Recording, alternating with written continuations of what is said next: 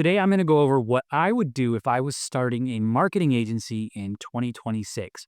So, I am talking about I have no clients, no revenue, no audience, no connections in my city, nothing. Where would I begin?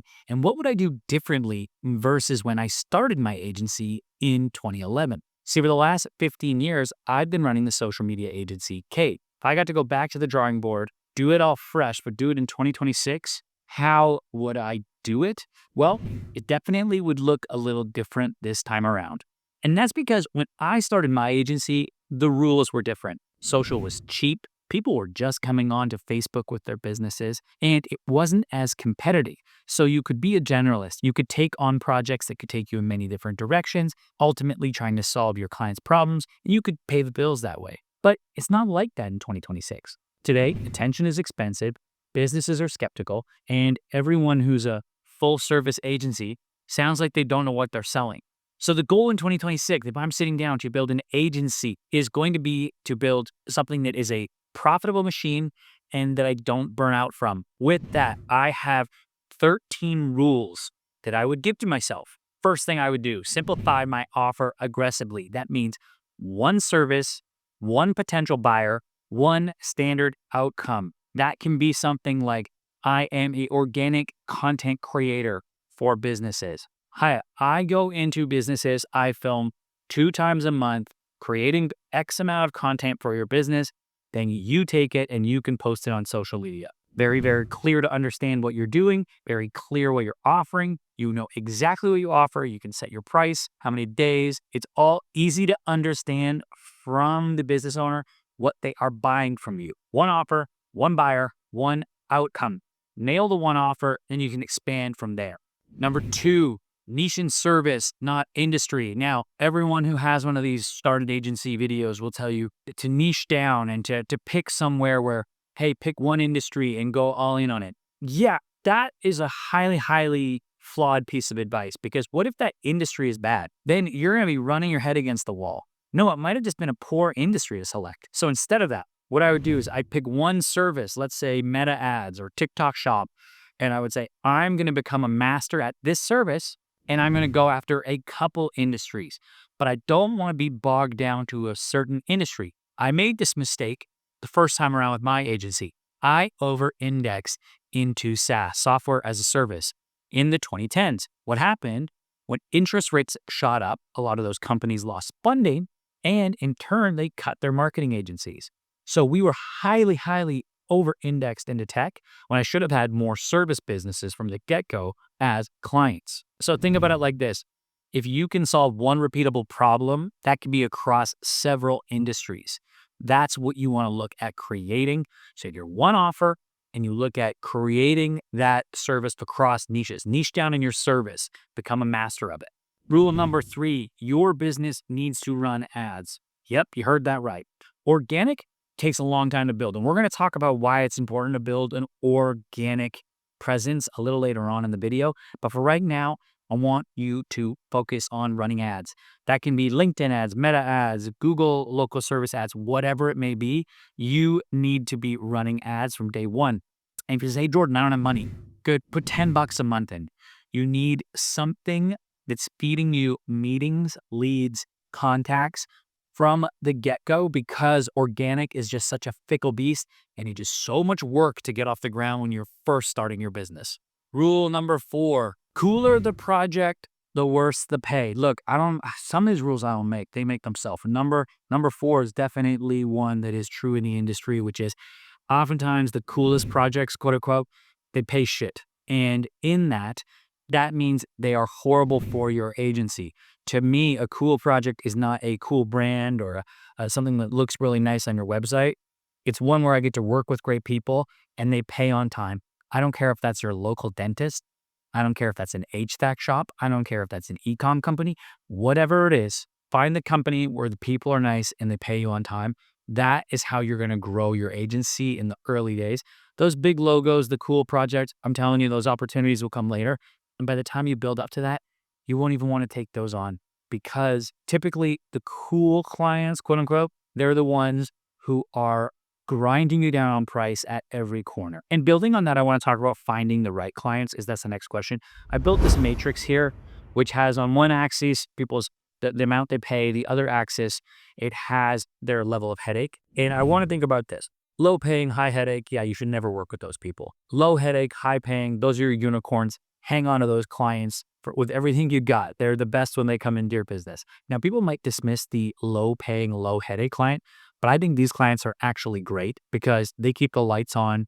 They are relatively low lift. They're there. They help your business survive. Don't dismiss them. Don't put a ton of time into them. Now, the client that's a real risk to your business, in my opinion, is the high headache, high paying client. That client is such a mental drain, not only on you, but on any contractor, any staff member you have, any business partner. The headaches that they cause will leak into other accounts that you are managing. You will bring that stress into other accounts. They're going to eat up a lot of your time and mental energy, and it's just not worth it. I would say this. You want to just shoot for low headache. A low headache agency is one that you want to wake up and work in every day. If your clients are always in a state of chaos and they are chaotic, they are high headache, then you are just inviting high headaches into your life. So stay away from them when it comes to picking clients. Rule number 5 that I would follow: one business partner max. I have had several business partners. I have one right now, my wife, and I would recommend one business partner max when you're starting out. Just because of this, more people equals more complexity, equals more agreements. It also leads open to this, like, what's fair, what's not, who's working, who's specialized, how do you give feedback? There's just a lot of mouths to feed. It's hard to give feedback to other founders, and it can become messy, particularly when you're looking to exit from that group or buy that group out, etc. So I would say this too, on the business partner side of things, have an agreement in place. If you add a business partner on, hey, what does a separation agreement look like in this? What does buying somebody out look like? How can I exit the business if I'm the founder? You want to have all this stuff really written out and agreed to before dollars start flowing in, and will help you so much when everybody has a clear idea of, hey, if someone's not interested in working in the agency 2 years from now, okay, how do we exit them from the business gracefully with an agreement that everybody agreed on with clear eyes years before? So that I would definitely sit down and talk about before you start any agency or bring on a business partner. Next, rule number 6, and I'm going to do a whole video on this because it deserves it, which is you need to do profit first accounting. Now, when I started my agency, I didn't do profit first accounting. So profit first accounting, we'll get into what that is. But when I started my agency, it was this. I had one account, all the money went in there, all the expenses went out of there. At the end of the month, I hoped I had enough. That was basically it. It was called hope and pray accounting, actually, is what I would call my method for the first 10 years of the business. Not a good way to run the business. Then I read this book called Profit First Accounting, and it definitely opened my eyes. And then I hired a CPA who actually said, yeah, do the profit first. You get multiple accounts. Each account has a job. You have a profit account, a tax account, an OpEx account, marketing, etc. So you go get those accounts, and every dollar that comes in, you funnel them to their appropriate account.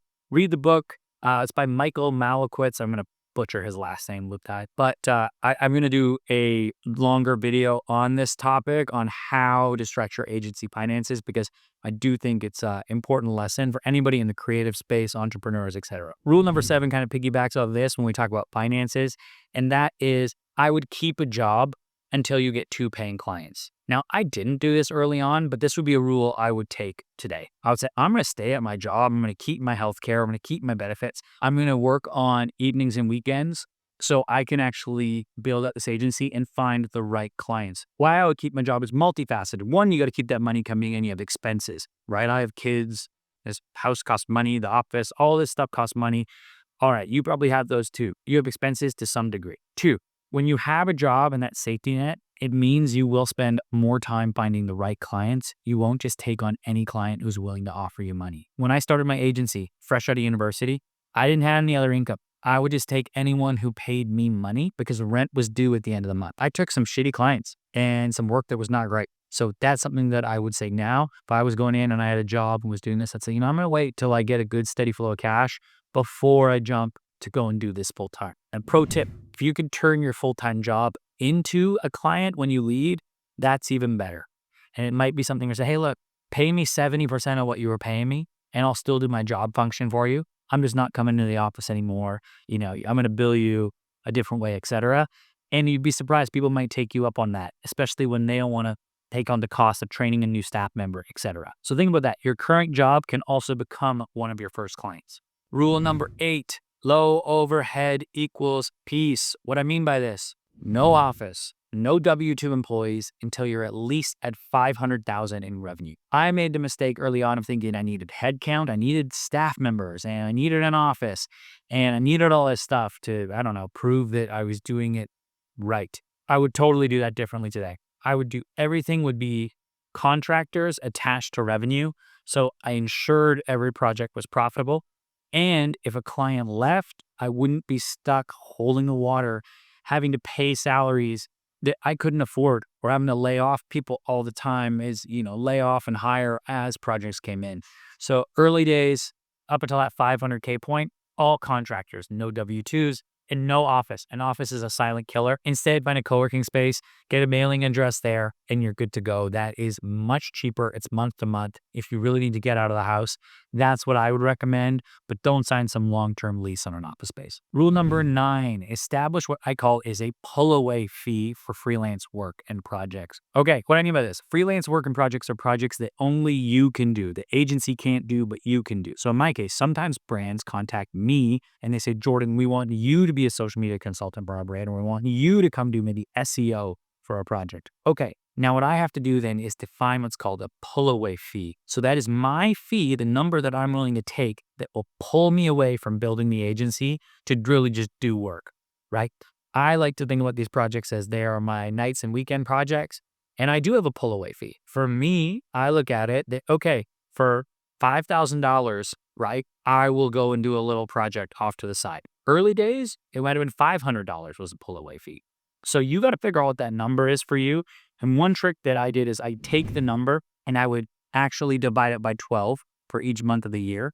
And that's going to give you a better indicator on what the value of that project is over the course of the year. And you'll start to think in 12-month segments versus 1-month segments, or, hey, this is a chunk of change. I can do this over 6 weeks. Every project you take on is taking you away from building the agency. So your pull-away fee should steadily increase as you build your agency. And on that, rule number 10, this is something in general I would say projects don't really scale. Retainers and monthly services do. So what I look to do is, can I build monthly or quarterly services that I can do on repeat for our clients? So that's content shoots, running ads, creating ads, etc. I want to be looking at what's repeatable, because repeatable allows me to build process, and process allows me to build profit. If I'm taking custom one-off projects, 1, they're really hard to find. 2, the strain on the systems for each of those is very, very heavy. So I would be really cautious with taking on set projects and look more so to take on retainer clients with whatever you're selling.